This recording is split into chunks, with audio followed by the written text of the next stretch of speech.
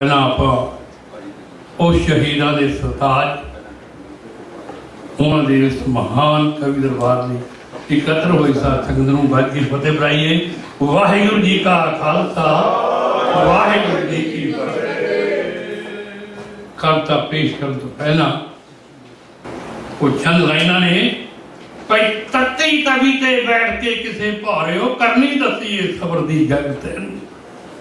तत्ती तवी ते बैठ के किसे भारे करनी दसीए सबर दी जंग तैनू। आशक किसी ने चांदी चौंक अंदर मर के दसिया जीउंदा ढंग तैनू। ओ मसी लथी ना तेरी परवानिया होए दिता समय दे सूली ने टंग तैनू। ओ जो जो सड़े तू पट्टियां बिच पै पै त्यो त्यो चढ़े परवानिया रंग तैनू त्यो त्यो चढ़े परवानिया रंग।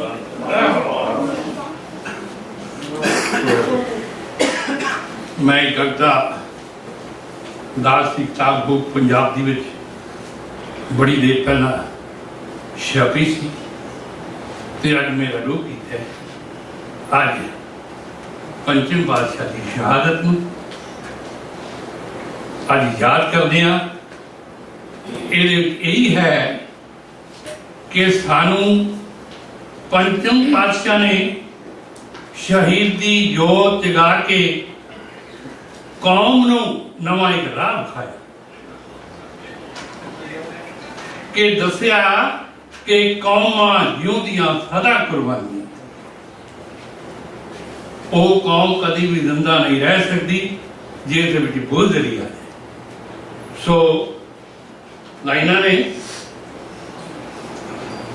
क्योंकि कविता थोड़ी लंबी मैं शॉर्ट कीता है कि किस तरह लाहौर दे विच जदों शहादत दे पहुंचे ने ते उत्थे दे उस नज़ारे नूं इन्ना भयानक ते दुखदायक सी। समय दा पीर मियां मीर लाहौर दा वेख के कंब उठिया पर सतगुरां ने उन्होंने मना किया कि नहीं ये पाना सा मना। तो लाइना ने भाई गुरा क्या ये सबर दी जंग है ये टक्कर लाइना में बोल गया। चंदू चंद्रे बदरे दी अग अंदर लूती जाके लाई दहागीर ताई। इतिहास तथ ने भाई चंदू चंद्रे बदले दी अग अंदर लूती जाके लाई दहागीर ताई। जालम जुल्म सरकार दा कहर होया अग भड़क उठी आलमगीर। फड़ के तुरंत लियाओ गुरु अर्जन ताई।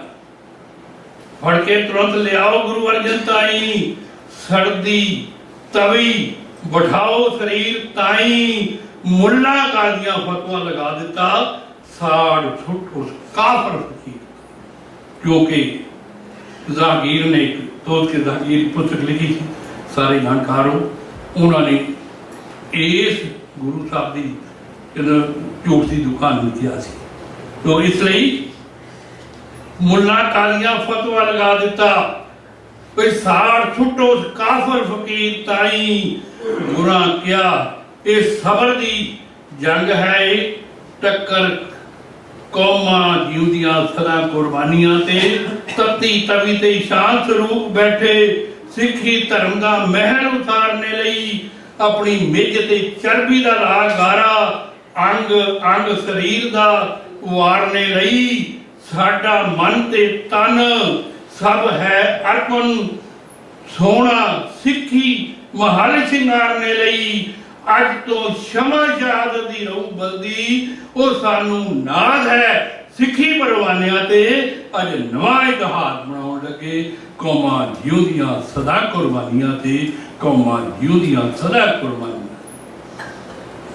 हेठा तवी दे अग दे मचन भांबड़ तत्ती रेत भी सीर ते पई जावे।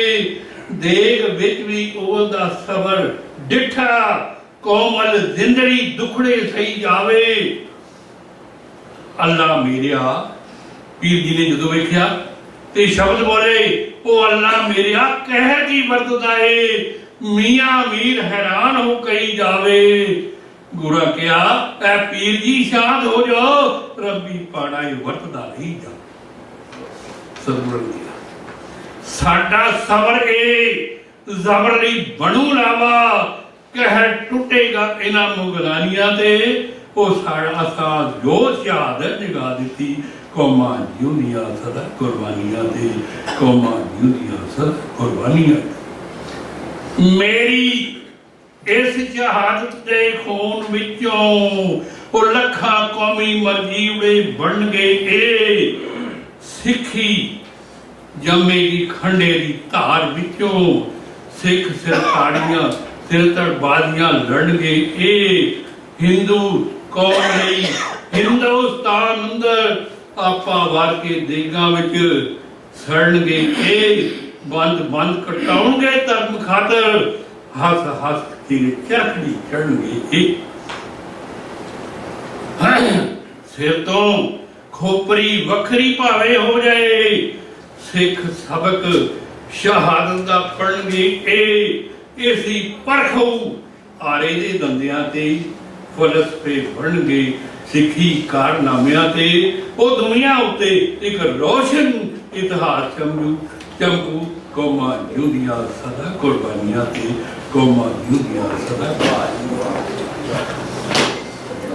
ਤੋ ਅੱਗੇ ਰੱਖਿਆ ਉੱਠੀ ਖਲ ਲਾਹੌਰ ਸਰਮਤ ਵਾਂਗੂ, ਸਿੱਖ ਆਪਣੇ ਸਿਦਕ ਤੇ ਖੜਨਗੇ। ਇਹ ਦੇਸ਼ ਕੌਮ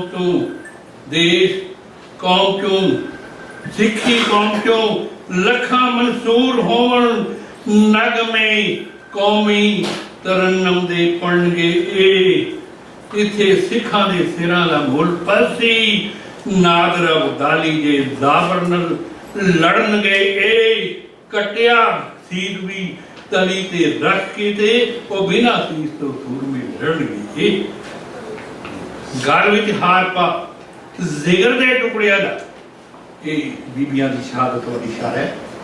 ਗਲ ਵਿੱਚ ਹਾਰ ਪਾ ਜ਼ਿਗਰ ਦੇ ਟੁਕੜਿਆਂ ਦੇ, ਜਥੇ ਸਿੰਘਣੀਆਂ ਦੇ ਸਿਲਕ ਦੇ ਚੜਨਗੇ। ਇਹ ਸਵਾ ਲੱਖ ਪੀਸਣੇ ਪੀਸ ਕੇ ਵੀ ਭਾਣਾ ਮਿੱਠਾ ਅਕਾਲ ਦਾ ਕਰਨਗੇ।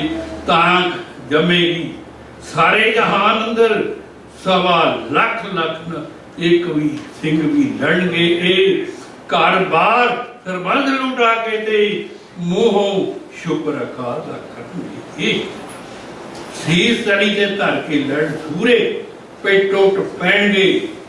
ਸਿੰਘ ਦੁਰਾਨੀਆਂ ਤੇ ਪਤਾ ਇਤਿਹਾਸ ਦਾ ਹੈ ਜਾਮਨ। ਉਹ ਕੌਮਾਂ ਜਿਉਂਦੀਆਂ ਸਦਾ ਕੁਰਬਾਨੀਆਂ ਤੇ, ਕੌਮਾਂ ਜਿਉਂਦੀਆਂ ਸਦਾ ਕੁਰਬਾਨੀਆਂ ਤੇ। तो आखिरी लाइन है कलम रठाउर दी सदा रहू लिख दी, कलम रठाउर दी सदा रहू लिखदी लिखते रहांगे। सिखी अफसानियां ते सुनहरी अखरां विच इतिहास लिखिਆ कौमां जिਉਂਦੀਆਂ सदा कुर्बानियां ते, कौमां जिਉਂਦੀਆਂ सदा कुर्बानियां। वाहिगुरू जी की फतेह।